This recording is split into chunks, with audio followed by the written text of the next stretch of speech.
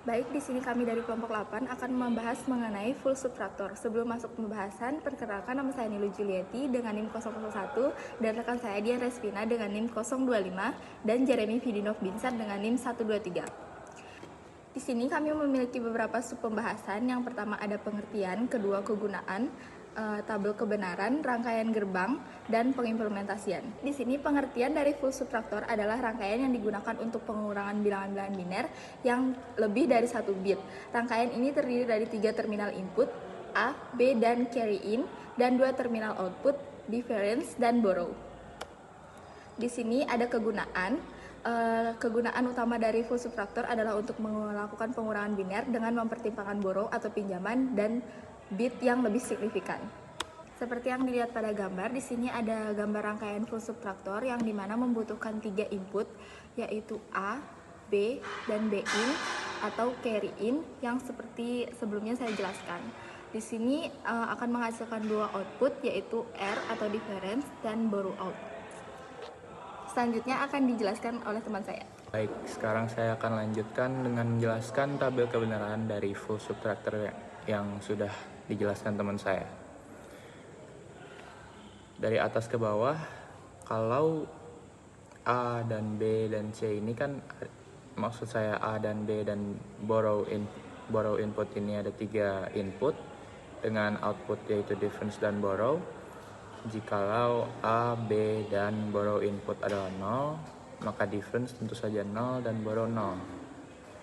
Kemudian jika A 0 dikurangi dengan B yang 0 juga, dikurangi lagi oleh borrow input yaitu 1, maka difference-nya adalah 1 dengan borrow 1. Sekarang kalau A-nya itu 0 dan B-nya itu 1 dan borrow inputnya yang 0, sama seperti tadi, difference-nya adalah 1 dengan borrow-nya juga 1.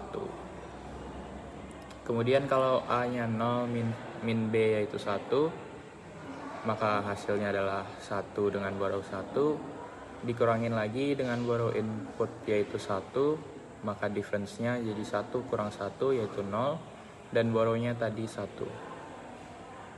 Sekarang kalau A-nya 1 dan B dan borrow inputnya itu 0, maka difference-nya adalah 1 dan borrow-nya itu adalah 0. Sekarang kalau A-nya itu adalah 1 dan B-nya 0, dengan borrow input atau B in 1, maka difference-nya 0 dengan borrow juga 0. Kalau A-nya itu 1 dan B-nya juga 1, maka difference-nya 0 dengan borrow input 0, maka difference-nya adalah 0 dengan borrow juga 0. Dan yang terakhir, jika A-nya itu 1 dan B-nya itu 1, dengan borrow input 1, maka 1 kurang 1 adalah 0, 0 dikurangin 1 adalah 1 dengan borrow 1. Itu saja, akan dilanjutkan oleh teman saya. Seperti yang sudah dijelaskan tadi dengan tabel kebenaran, kenapa kita bisa mendapatkan borrow out dan bagaimana kita cara mendapatkan difference. Di sini kita akan membahas tentang persamaan logikanya, yang mana di sini sudah terdapat peta Carnot dari persamaan logika tersebut.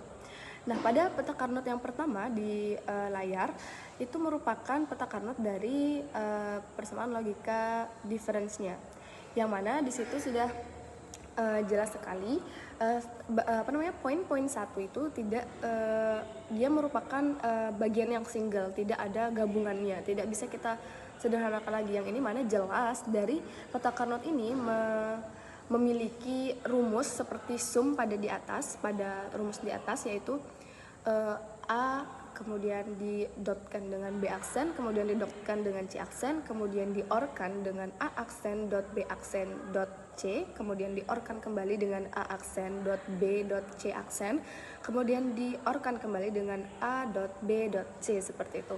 Maka di situ adalah arah atau point direction dari angka 1 yang ada di peta Carnot tersebut, dan itu maka angka 1 yang ada 4 pada peta Carnot ini akan terletak mengikuti rumus yang ada di atas, mengikuti rumus yang ada di sum itu ya. Nah, di sini jelas bahwa ini merupakan sebuah persamaan logika yang mana difference ini bentuknya itu sama seperti A, SOR B, SOR C, seperti itu. Kemudian kita lanjut pada peta Carnot yang di sebelahnya, yang mana ini merupakan peta Carnot dari borough itu sendiri. Nah, letak satu di sana yang bisa kita sederhanakan, terdapat 3 lingkaran yang kita buat.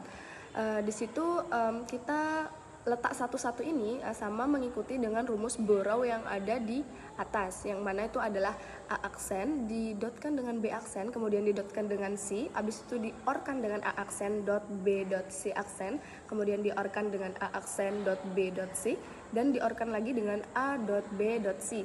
Nah, maka akan kita temukan letak dari satu yang ada di peta Carnot borough ini. Nah, dari peta Carnot borough ini kita bisa menyimpulkan bahwa bentuknya itu adalah sama seperti BC diorkan dengan A aksen C, A aksen dot C maksudnya, kemudian diorkan kembali dengan A aksen, seperti itu. Oke, setelah kita membahas tadi dengan rumus-rumus tersebut, kita akan beralih pada rangkaian logikanya, yang mana seperti yang bisa kita lihat di layar, ini merupakan rangkaian dari full subtractor itu. Nah, di bagian atas ini kita bisa gunakan untuk mencari difference-nya, sementara rangkaian-rangkaian yang beralih ke bawah ini akan mencari borrow out-nya sendiri. Nah, untuk mencari difference-nya sendiri, kita di sini akan mengsorkan input A dan B, kemudian hasil dari sort tersebut akan kita sortkan kembali dengan borrow in-nya. Maka di situ akan kita dapatkan difference-nya.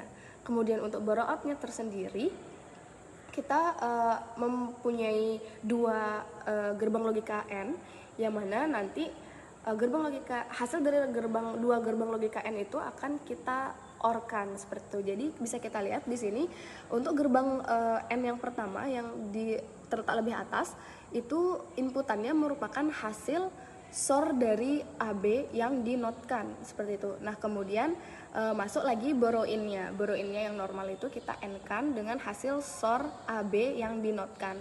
Nah, sudah seperti itu. Habis itu untuk gerbang logika N yang kedua, di situ ada A yang dinotkan, kemudian ada B yang dinotkan, seperti itu kan. Kemudian hasil dari dua gerbang N ini akan kita orkan, yang mana hasil dari pengoran dua gerbang N tadi itu akan mendapatkan borrow out-nya, seperti itu. Nah, kita akan lanjut pada implementasinya. Di sini kita terapkan pada sirkuitnya seperti itu ya. Nah, jika input dari A itu bernilai 0, kemudian B-nya juga 0 dan borrow in-nya itu juga 0 atau carry-nya itu 0. Nah, ketika dia dimasukkan ke dalam sirkuit yang tadi, rangkaian logika itu, nah di sana difference-nya akan didapatkan 0, ya kan?